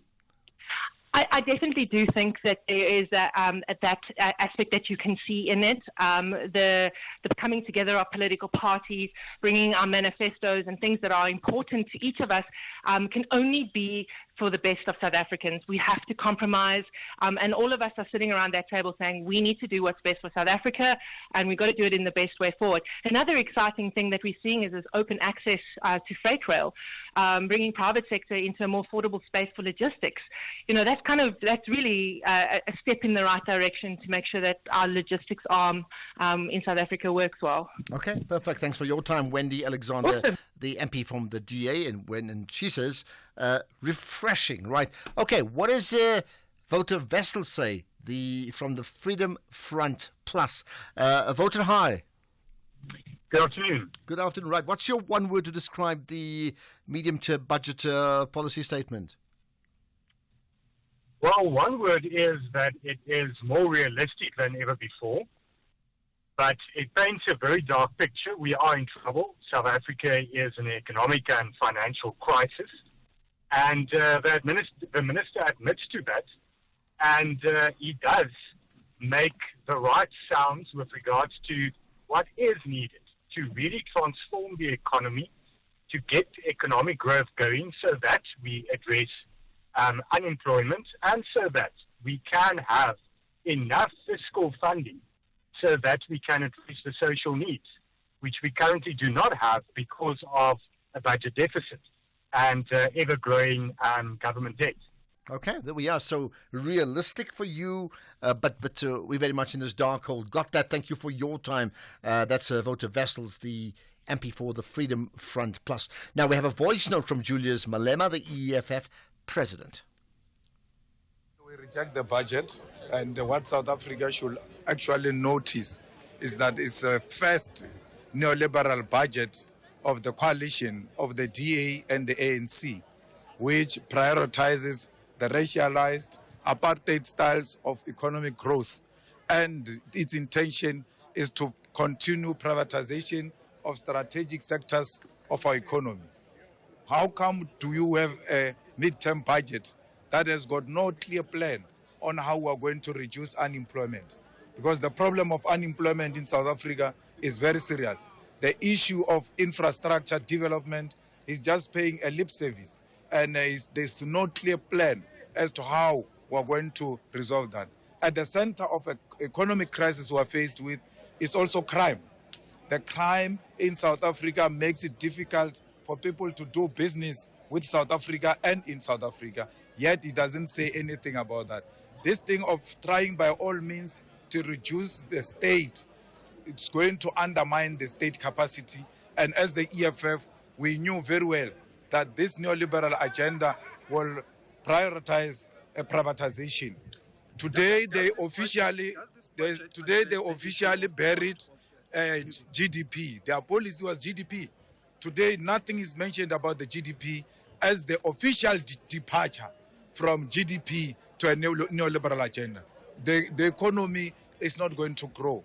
They keep on reducing their target to lower from 1.9 to 1.8, and the GDP says they've achieved 0.6.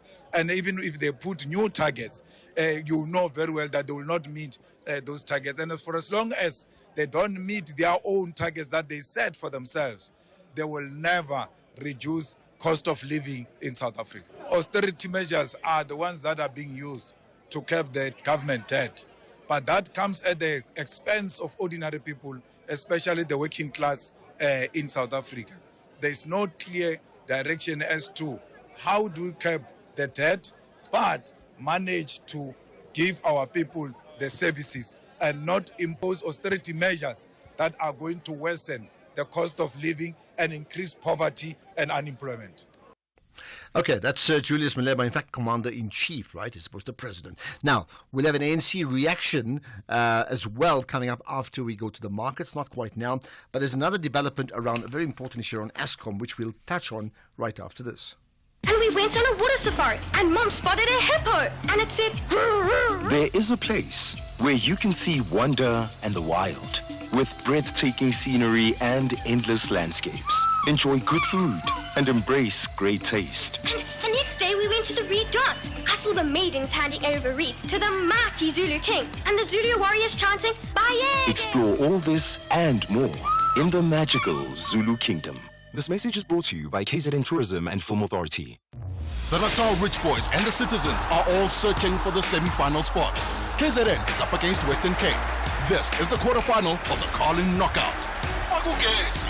Catch the unmatched passion and drama of Ipola Lasemzansi, Richards Bay FC versus Cape Town City FC. This Saturday, 2 November at 2:30 p.m. Live on SABC 1 and SABC radio stations. Also available everywhere for everyone. Always on SABC Plus. Proudly brought to you by SABC Sport. For the love of the game. South African Airways is expanding in the DRC. We now offer direct flights from Johannesburg to Lubumbashi, the heart of the DRC's mining hub. Our convenient arrival time allows seamless connections to key regions like Ndola and the Copper Belt, opening up new growth opportunities. Traders can benefit from our generous baggage allowance, while SAA's superior aircraft belly capacity ensures your cargo reaches most parts of Congo on the same day. Book now at flysaa.com or contact your travel agent. South African Airways, connecting Africa to the world, one flight at a time. Our role must be to seek to build a better world.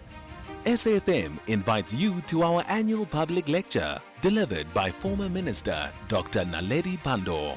The theme for the lecture is 30 Years of South African Freedom.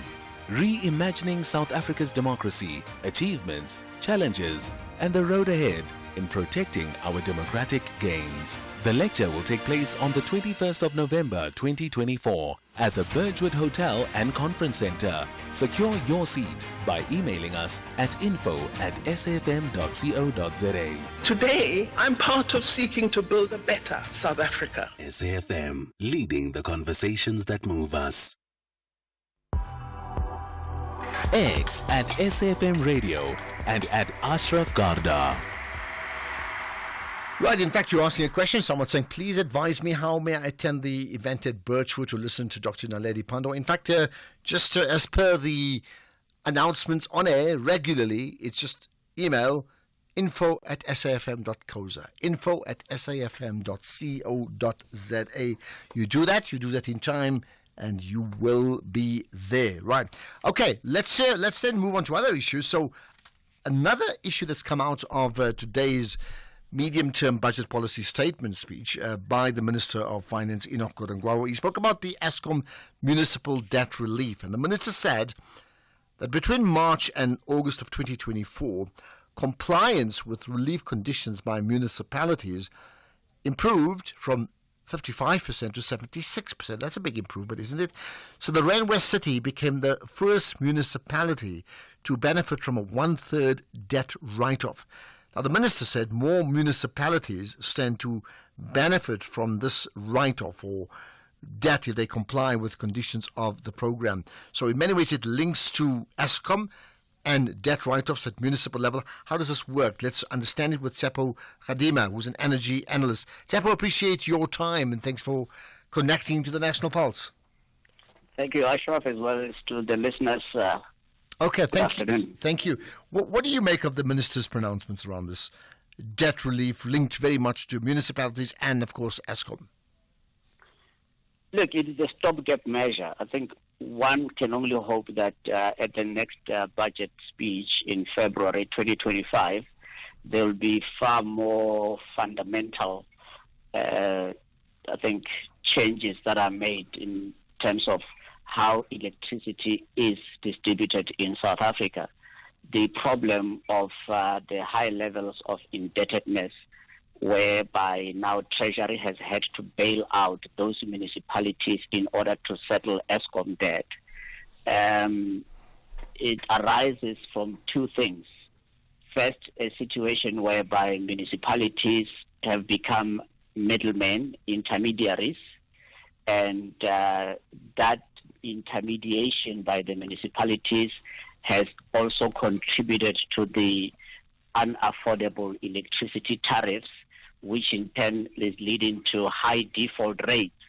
And when the customers or the consumers of electricity who receive electricity from the intermediaries such as municipalities are subjected to high tariffs, of course they end up having to default. So it's not an issue of can't pay, it's not an issue of won't pay, but rather an issue of cannot pay.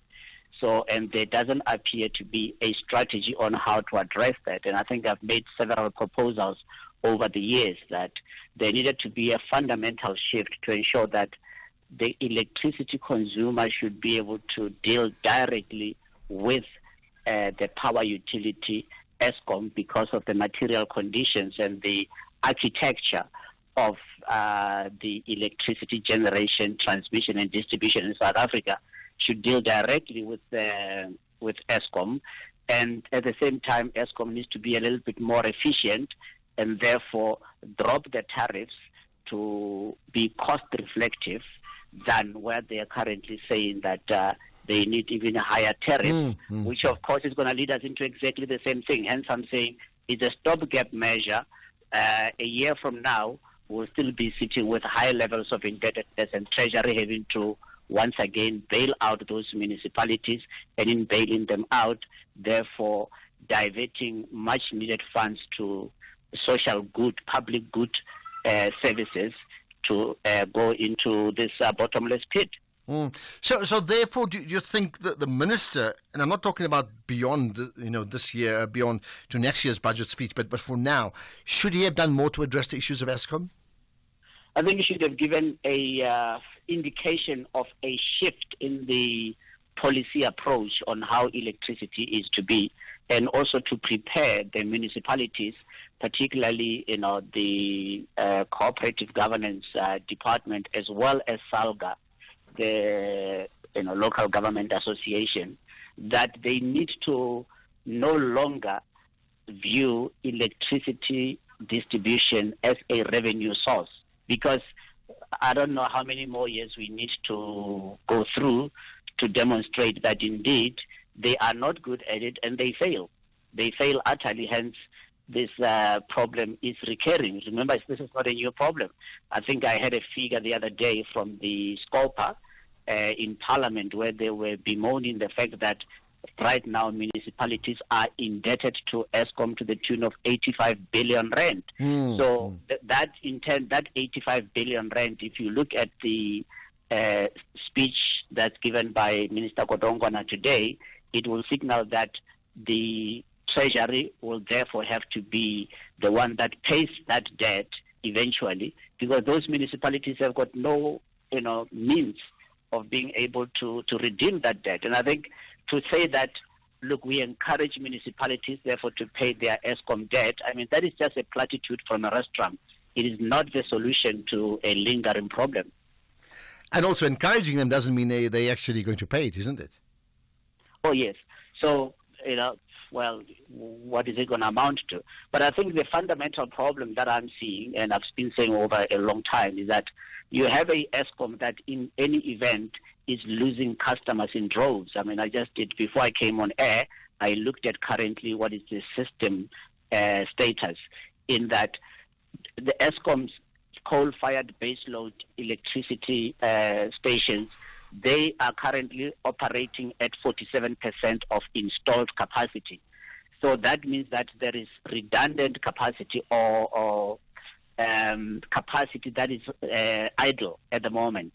And on the other hand, when you look at the nuclear side, which is also operating at 50% because the other unit is still to be brought back into commission, but it signals the fact that if 2 hours ago the total electricity generated and transmitted in the country was around 25,000 or so megawatts, when it should have been over 35,000 megawatts, that should be a cause for concern, because it therefore means that you have got energy poverty that is deepening, and then Eskom itself will not be able, no matter how high the rates go up, in fact, that will only exacerbate the problem of decline in demand for electricity, and it's not sustainable at all. You need to have a Eskom that should get back to at least generating and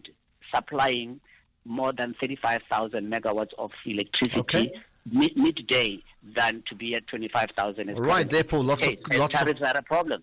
Got lots of thoughts, lots of questions, and I think lots to consider moving forward. Thanks for your time, Tsepo Khadima, who's an energy analyst, reflecting on some of the issues that come out about Eskom from the Minister of Finance today, or maybe did not come out. Let's get the news headlines. It's just gone 5:30. Here's Greg House. Quick look at the headlines. The Finance Minister says South Africa has received a positive review from the Financial Action Task Force since the country was put on the grey list last year. The Department of Education has confirmed that 7 learners from a school in Talumi and KwaZulu-Natal have been treated in a clinic for alleged food poisoning. And less than a week until the US election, President Joe Biden is facing criticism after appearing to refer to former President Donald Trump's supporters as garbage. There's a full update at 6 o'clock.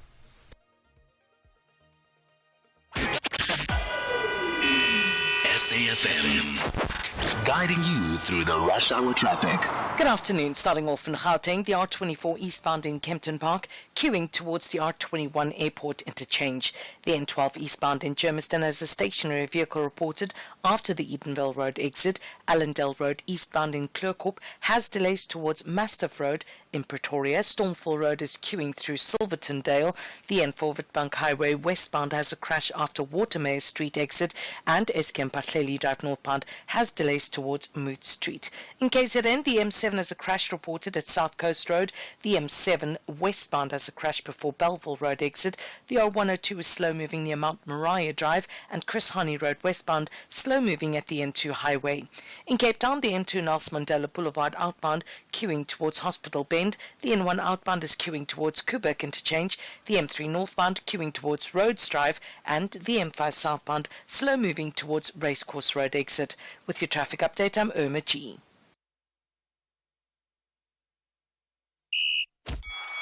This is SAFM Sports with Tuming Khapele.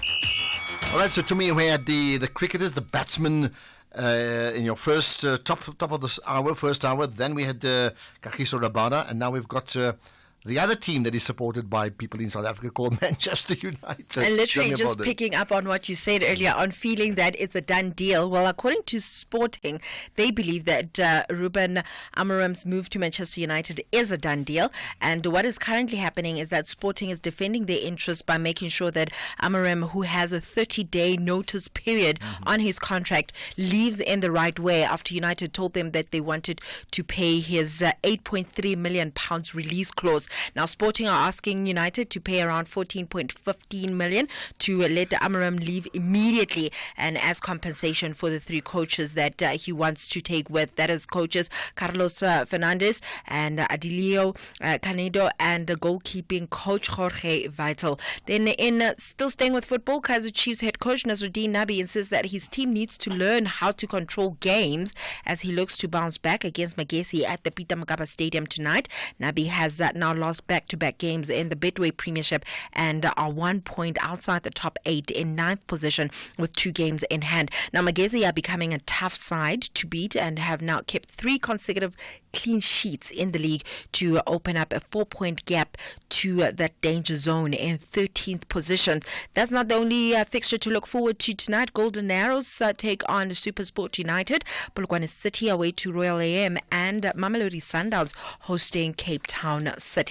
Then also there's a Carabao action to look forward to. Actually, Manchester United are in action today, and they're up against Leicester City. There's Brighton that is at home against Liverpool. Preston is hosting Arsenal. Newcastle against Chelsea. And then we have Aston Villa versus Crystal Palace and Tottenham Hotspurs coming up against Manchester City. Then in cricket, the Proteas set a massive first innings score of 527 for 6 at tea on day 2 of the second test against Bangladesh. The last time the Proteas breached that 500-run mark in a test was back in 2020 against Sri Lanka at Centurion. At Stumps, Bangladesh finished the day on 38 for 4, trailing by 537 runs when bad lighting ended play. Tony De Zorzi, Tristan Stubbs and Vian Mulder all scored a century each. Meanwhile, Kagiso Rabada has leapfrogged Jasprit Bumrah to the top of the ICC men's test bowling rankings. This is after his 9-wicket haul in SA's first test against Bangladesh. Rabada took 3 wickets in Bangladesh's first innings, becoming the fastest to 300 test wickets in the process. In terms of the CSA 4-day series at Stumps, Hollywood Bets Dolphins are at 43 for no loss in their first innings, and they trail WSB Western Province by 169 runs. Earlier on, Prinlin Subrayan took 3 for 49 as the Western Province were bowled out for 212 in their first innings. Then in Olympic news, the International Olympic Committee board member Sam Ramsey supports current South African Sports Confederation and Olympic Committee President Barry Hendricks for a second term. SASCOC is preparing to elect a new board on the 30th of November at its headquarters, and Ramsey says he will definitely be supporting Hendricks. South Africa, of course, during my time, South Africa had a very stable Olympic Committee, and since then it got a bit disorganized, and I'm happy to say under Barry Hendricks, the stability has been organized to such an extent, and at the moment, I don't want to say it too loudly, but I believe that he should continue as president of the country's Olympic Committee to make sure that whatever arrangements is made continues for the next 4 years. Right, let's round things up with tennis in the Paris Masters, where the biggest upset of the day was seeing Daniil Medvedev going down to Alexei Popyrin in that second round. Grigor Dimitrov, on the other hand, kept his hopes alive of qualifying for the NATO ATP finals with a thrilling comeback win. He beat Thomas Martin Echeverry 6-7, 6-3 and 7-5 to advance to the third round. Well, with that said, it's a wrap from my side. I was just thinking, I mean, you're speaking about the Chiefs coaches who's under fire. What, 2 defeats out of 4? Is he already under fire? Well, and then Man United, that the norm seems to be when you get a coach, the whole entourage comes and joins the coach, especially when it's a big name coach. Yeah. So Ruud van Nistelrooy has been an appointment from Erik ten Hag, who's the caretaker tonight and maybe against Chelsea too. Could well leave the club in a few days' time, and he's a legend.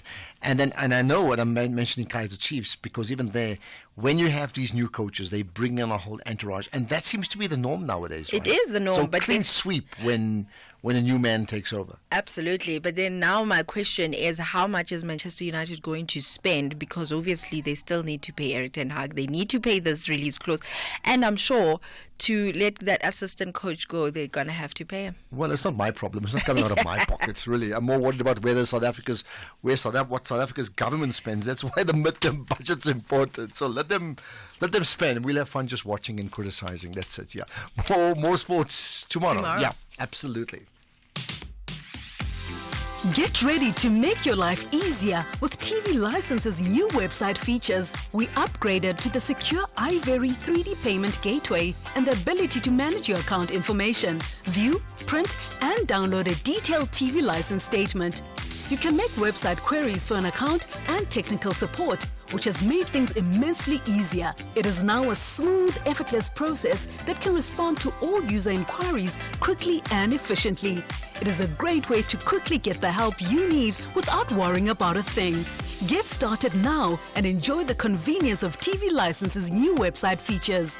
Visit www.tvlic.co.za today.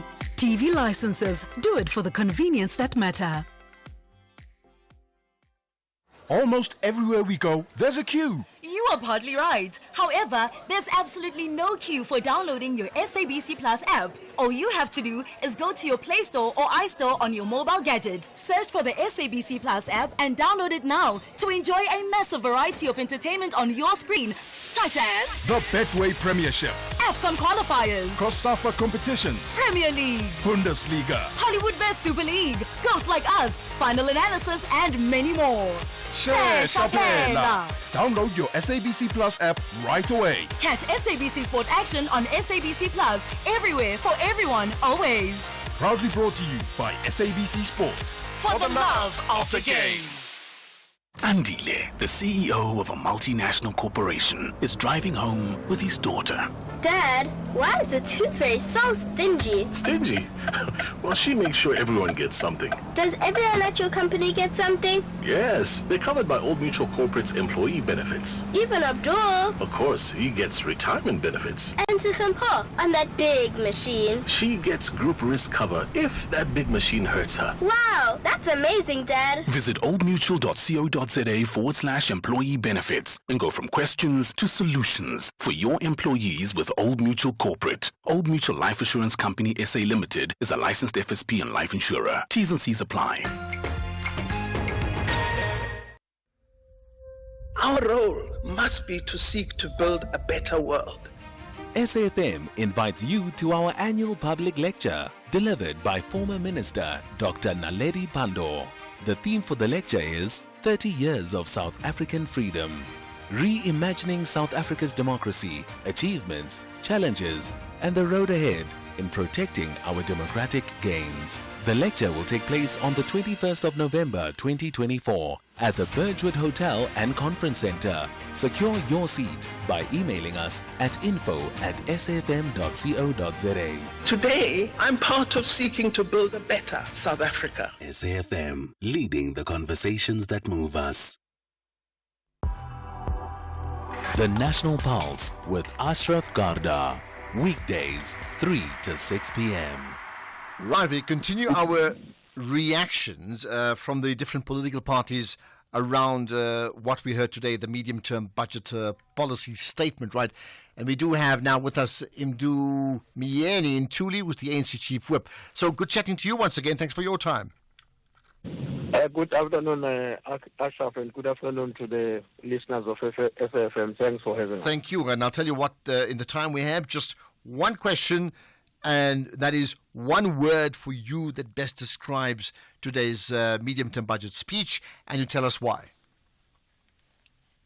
We're very optimistic as the ANC because, the minister made a commitment in February this year when he delivered his budget about government taking practical steps, including in terms of how the money is going to be directed to end the energy crisis and there's been a great progress in dealing with that.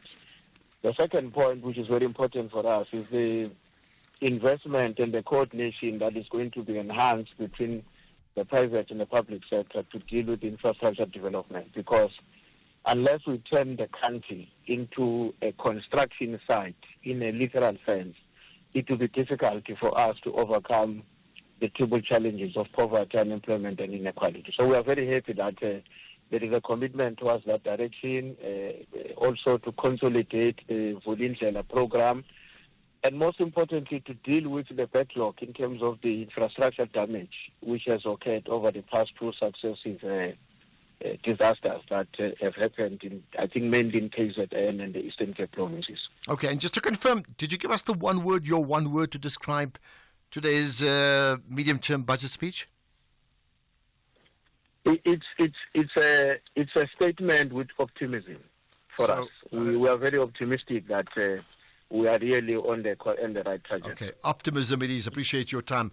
Mdu Myeni Ntuli, thank you for your time representing the African National Congress. He's the Chief Whip there. Right, let's get to finance now with Jimmy Moyaha. Jimmy, it seems like a long time since I last saw you. Now, what more can you be talking about today that we haven't yet covered?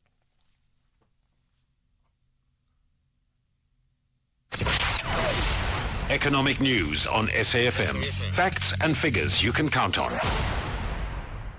Okay, Jimmy, I do have you there now. So we met, we spoke, we shared an hour and a half in the studios together. What else is coming up on today's show? Good afternoon again, Ashraf. Good afternoon to the listeners. We're going to be taking a look at those budget reflections. We're going to continue those conversations. We've got reflections from the SARS Commissioner. We've got reflections from a tax specialist at SNG, Grant Thornton, joining me in studio. We've even got reflections from the Minister himself. We're going to be reflecting on everything that was the midterm budget policy statement, how we are feeling about that and where it puts us. So we've got quite a few things to get through in the afternoon show, or in the evening show rather, and we're looking forward to that. But before we get to that, let me give you just a bit of an idea of how the markets have kind of reacted to the budget speech up to this point. We saw that while you and I were in studio chatting, the Rand moved and it's kind of right back where it started the day. The Rand is flat for the day at 17 Rand 68. It went all the way up to 17.76, came all the way back down and kind of settled where it started the day. If we look at the Rand against the Euro and the Pound, it's also flat against the Pound, but a little weaker against the Euro at 19 Rand and 20 cents. It's at 23 Rand for one British Pound, if anyone's interested there. If you're looking at international markets and you're looking at the equities markets, equity markets had a terrible day. All Asian markets were in the red. All European markets were in the red. US markets are flat to marginally in the red, with the exception of the Dow, that's up about 0.33%. South African markets, terrible day there. Resources down 1.8%. Industrials 0.92% in the red. Financials, the only saving grace, up 0.75%. But the all share was down 0.02% as a result. The top 40 was down 0.02%, and we're not too crazy about where the platinum and palladium pricing is, because that's come down as well. Palladium has come below 1,200. It's at $1,160, while platinum is holding kind of steady at around $1,025 an ounce. Brent crude $72.20 a barrel. The gold price $2,783 a fine ounce. So that's quite an interesting price level there. Likewise is the price of a Bitcoin, still above $70,000 a coin, almost at 72,000 now, 71,969, which is roughly 1.27 million rand for a Bitcoin. We're going to be back a little later on with the breakdowns and the continuations of our reflections on the midterm budget policy statement. But for now, Ashraf, back to you. Okay, perfect. Thank you. And of course, we will connect again tomorrow, but your show comes up at 6 o'clock, 6 to 7. Right. There are some further comments we've had on some of the big issues that we have covered. One of them, let me just, if I can get to that one. Here it is.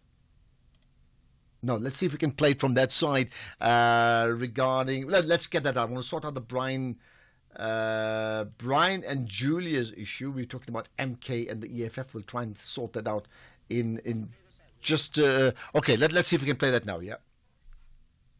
Hi Ashraf, I did not expect anything new or important to Brian Molefe and Julius Malema. I did not expect anything there. They are just what do you call them, opposition. They just oppose only.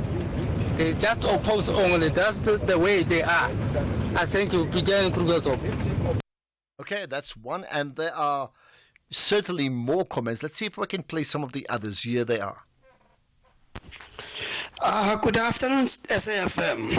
On the point that is being raised by one of the listeners on the jobs being given to foreign nationals, I can tell you now, a lot of South Africans are sitting at home because foreign nationals are taking any salary that they get. Whereas with us South Africans, we are choosy. It's not that we're choosy, but why would we take 20 rand an hour, whereas the industry is paying people 40 rand, 35 rand and all that? Hence you get a lot of South Africans that are not getting jobs. They prefer a person who's not going to have issues of coming to work, because we got families here in South Africa who will always have something, my child is sick, I must go home to Eastern Cape and all that. That's it. That's the reason why South Africans are not preferred. Thank you. Pumas in Cape Town. Okay, but you see, when you say South Africans are not preferred, I'm just saying it can't be every South African. If that's the case, I'm looking at 5 people sitting in the studio. Every one of us are South Africans. So how come we are being preferred? Just that's my point. Okay, right. Let's get another.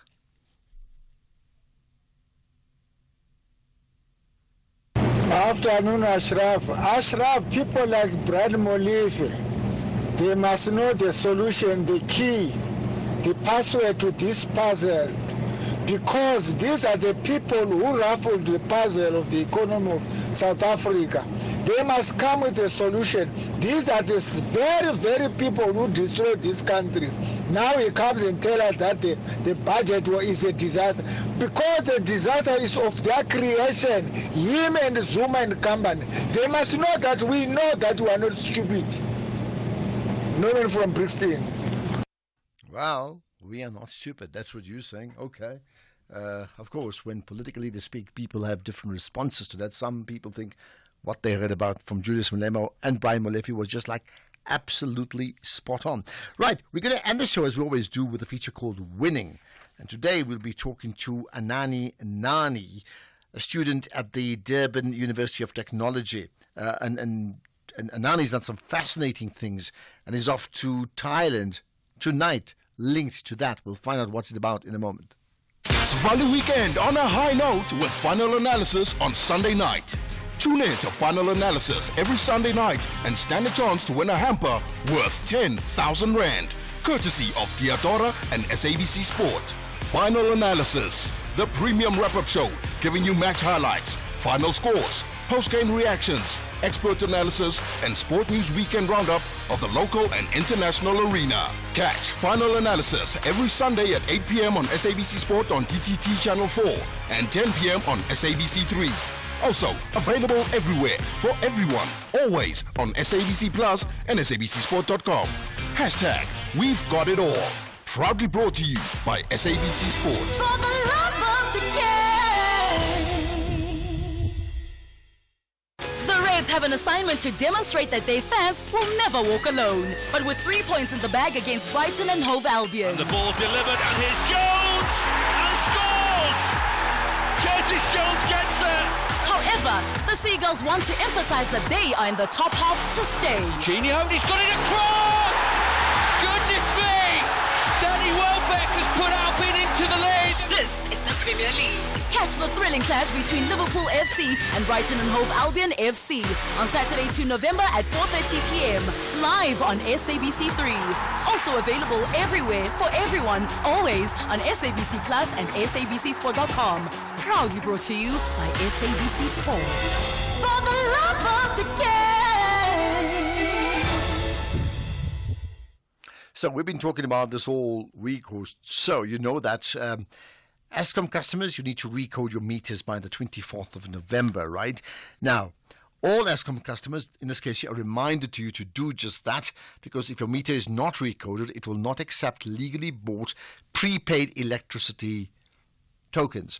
So Eskom has made this process easy for you. In this case, what they've done is they've pre-coded all meters, and they are now ready for you to recode your meter yourself.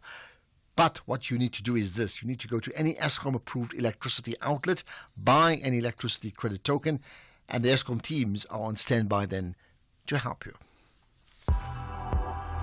The National Pulse with Ashraf Garda.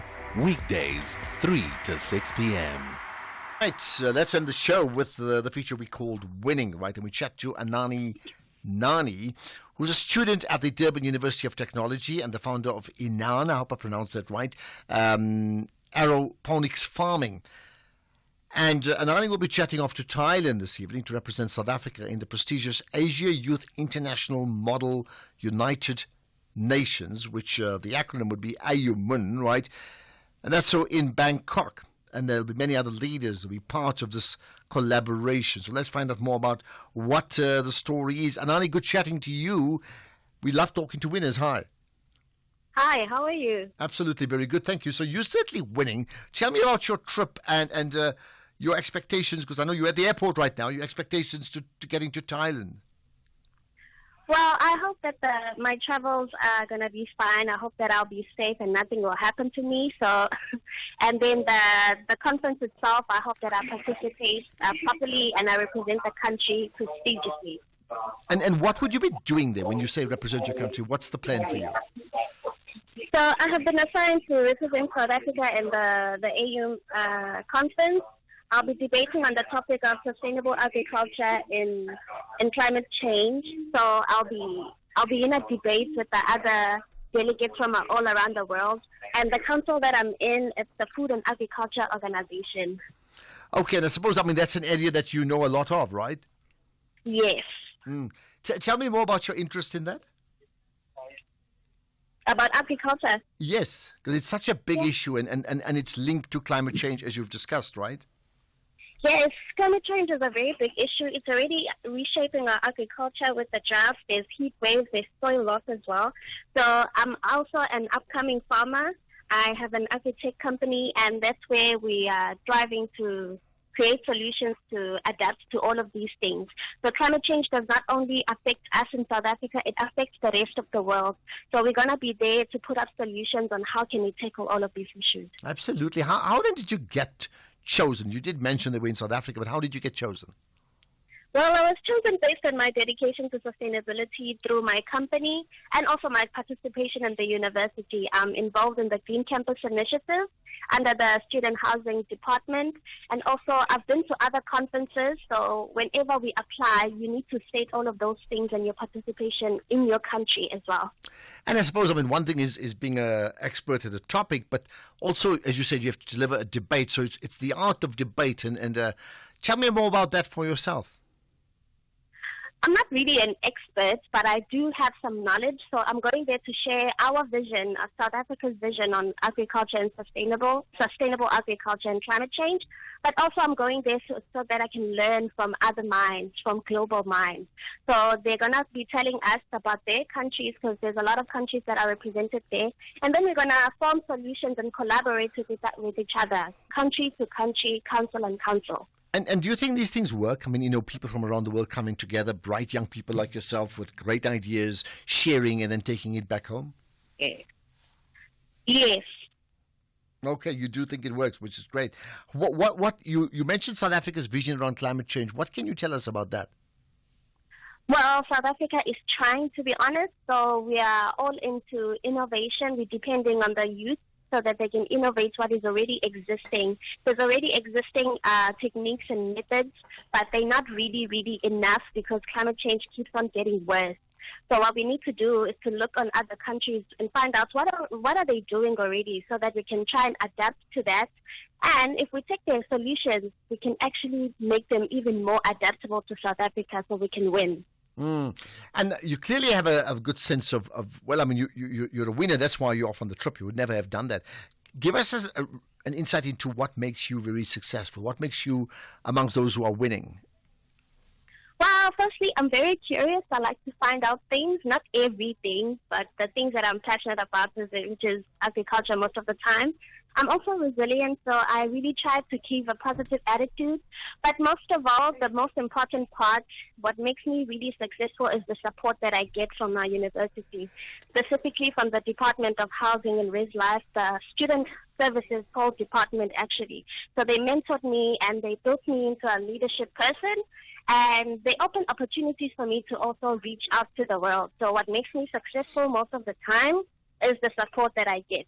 Well, you certainly so I are. can't do this alone. Well, clearly not, but you're winning. And when you're winning, also for yourself. When you win, South Africa wins. So we're quite happy that you're going where you are. Remember that, right? So Anani Nani, who's a DUT student, and that's the Durban University of Technology, founder of Inan, INI, and Inan Aeroponics Farming. And there we are, someone representing our country in Thailand, in Bangkok. And I understand that she leaves tonight. So well done to you. Thank you for your time, right? Okay, further comments quickly about municipalities. Good afternoon, Asra. I want to know, what are these municipalities do with the money? Because when we buy electricity, we pay cash. So where that money goes? Because we don't get credit, we just pay cash when we buy electricity from the municipalities. So I don't understand now when they said no, they owe Eskom a lot of money. What they do with the money that we buy electricity? Because everybody pays cash from them. That's all I wanted to know with Mike and PE. Thank you. Indeed. Okay, well, I mean, it's complicated. It's not going to take 5 seconds. There's lots of expenditure. Well, let's put it that way. Maybe we'll have a conversation about what actually happened. What's the role of a municipality some other time? Although I'll tell you now, Kathy does a municipal watch feature that comes up once a week on her show. Listen out for that, between 9 and 12. I think that's what I know that's the show. So first of all, Jimmy takes over just now after 6 with further insights into today's all-important speech in terms of the medium-term budget policy statement. And as you've heard, different people have different thoughts on that. Well, what about you? In particular, in this case here, the business market or their markets, what they feel about it. That comes up from 6 to 7 tonight, and then there's sport from 7 to 8. But my time's up. It is the National Pulse. We'll do it again tomorrow. Great that you've shared this journey with us. It's 6 o'clock now. Here's Greg Host with the news.